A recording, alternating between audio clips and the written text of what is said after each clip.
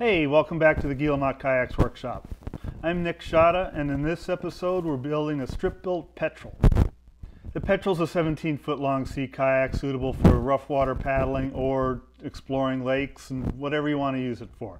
It's a really fun boat to paddle. It's fast and maneuverable, and it's really confidence building in rough water. So in this episode I'll be setting up the forms. I already had the forms pre-cut from a previous build. I'm just reusing those same forms. You'll notice since I have a 13-foot long strongback that the end forms are a little bit longer than they'd typically be on a kit or something. Since my strongbacks are all 13 feet long, I make my forms to fit those strongbacks. If you were to get a kit or something or deal with my plans, you'd find the standard strongbacks a little bit longer and thus the end forms are a little bit shorter. But it's the same process, just slightly different forms. After I get the forms put together, I'll work on making the shear strips. We're using Coven bead strips and I don't have any long enough, so I will end up scarfing the strips together. So let's get started. So I have a set of forms here from the last time I built a Petrel, so I don't need to make any.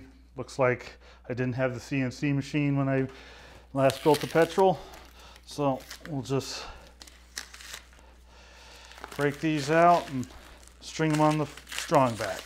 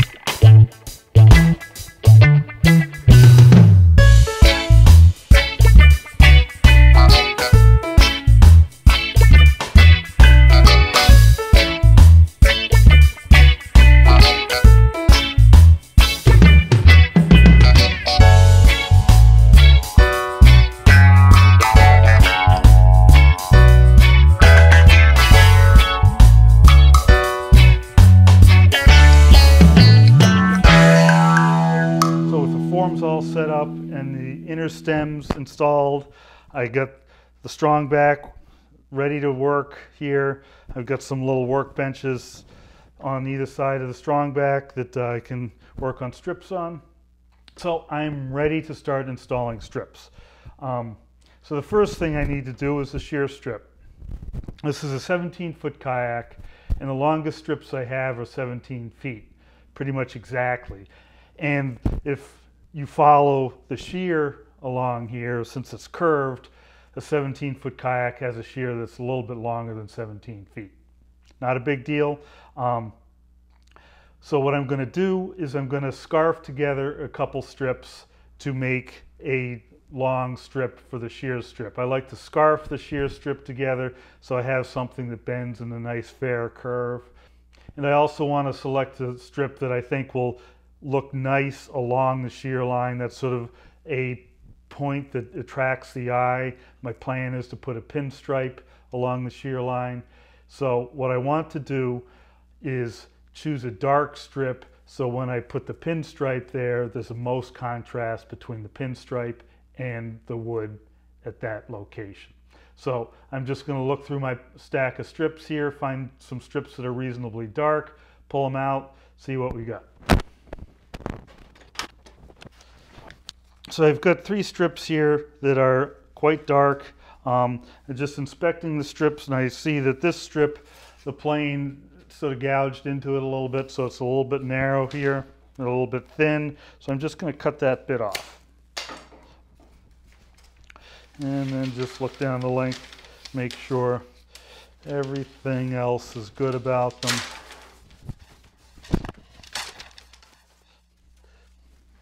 Yeah, they look pretty good.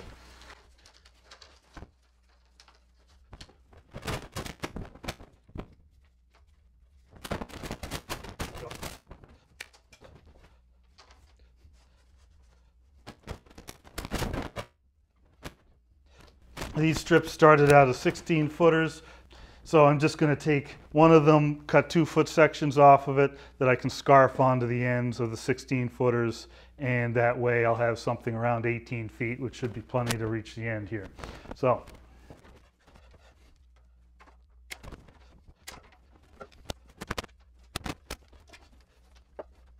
just double check to make sure I have enough length. So I'm going to make a scarf on the end of these strips, and I'm going to do it all at once.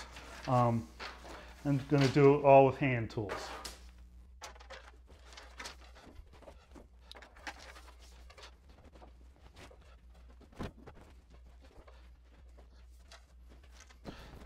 I'm going to stack my pieces of wood in a long stack here,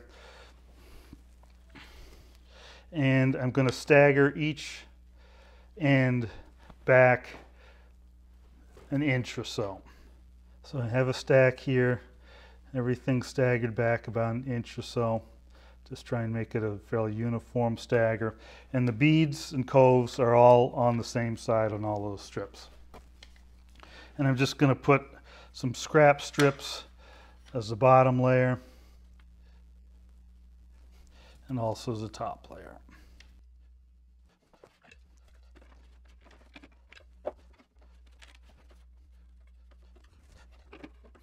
Just putting a clamp on it all to hold it all together. Try and make that spacing a little bit more uniform.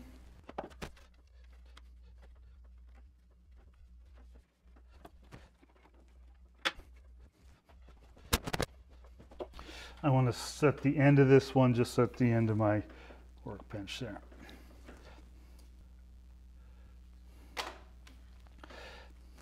Now I'm going to take and just run my plane down that stack.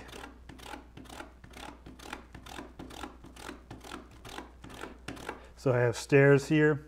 I'm trying to make it a ramp.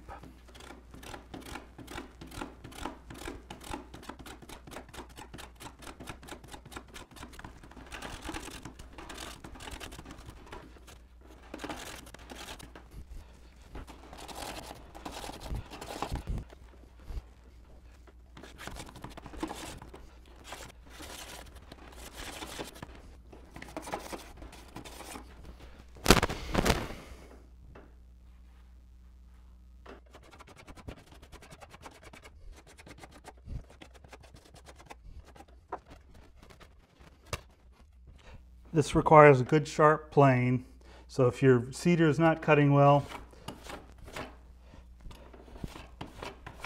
you probably need to sharpen your plane. Cedar should cut pretty easily.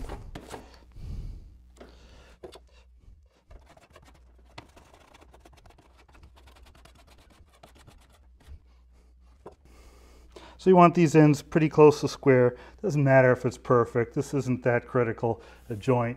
We're just trying to make a decent scarf there. And you know, the length of these, you saw I just sort of eyeballed it.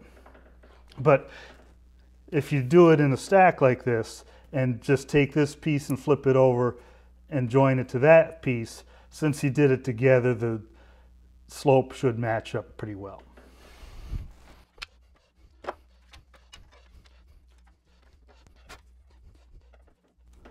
That'll go together somewhat like that.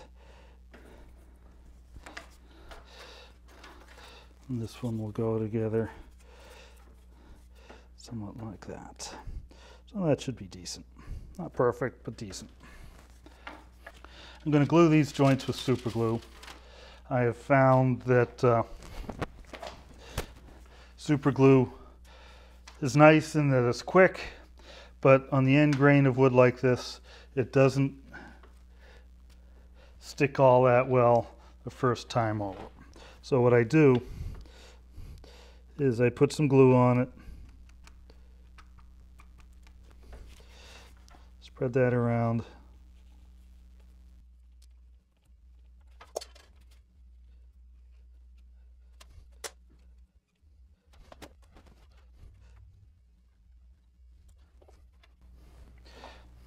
let it soak in a little bit, and then spritz it with the accelerant. Let that harden up. So now that end grain is sealed, and so when I go to glue it, it'll be a little bit more effective. So it's just going to go together like this.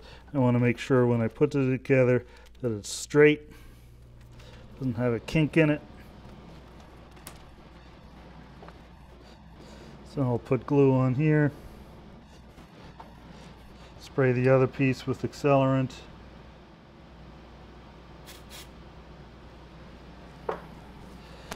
And then stick it together.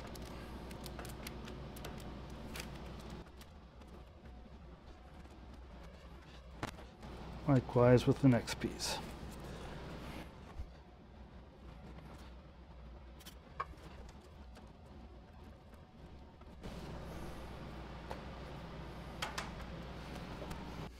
So I have two strips ready to go here for the shear line on either side of the boat.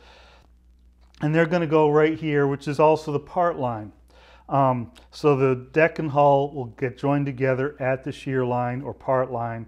And right now I'm going to work with the cove side up as I'm stripping. So in this case, I'll start at the shear line, move up to the keel line, and the cove will be up the whole way.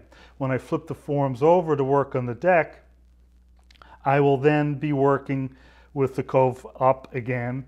And in that case, that means if the cove's up here, the cove's going to be down on the other half. So it would be meeting bead to bead at the shear line. That's just not practical. You might think it would be nice to have it meet at a cove and bead. That way it would sort of snap together. But as a practical matter, when you get the epoxy on here and the fiberglass, that ends up dripping off this edge a little bit and messing up that edge. If I had a bead there, it would just be full of blobs of epoxy.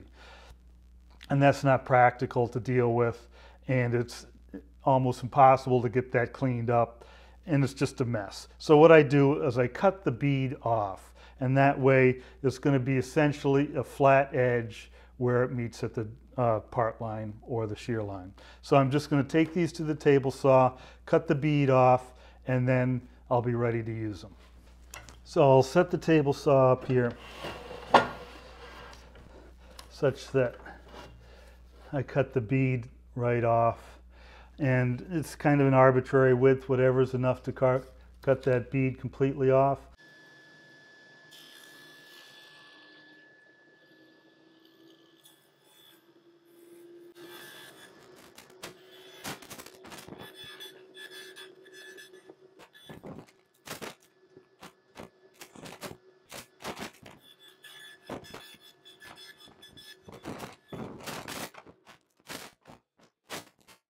So that's it for this episode. I hope you learned something.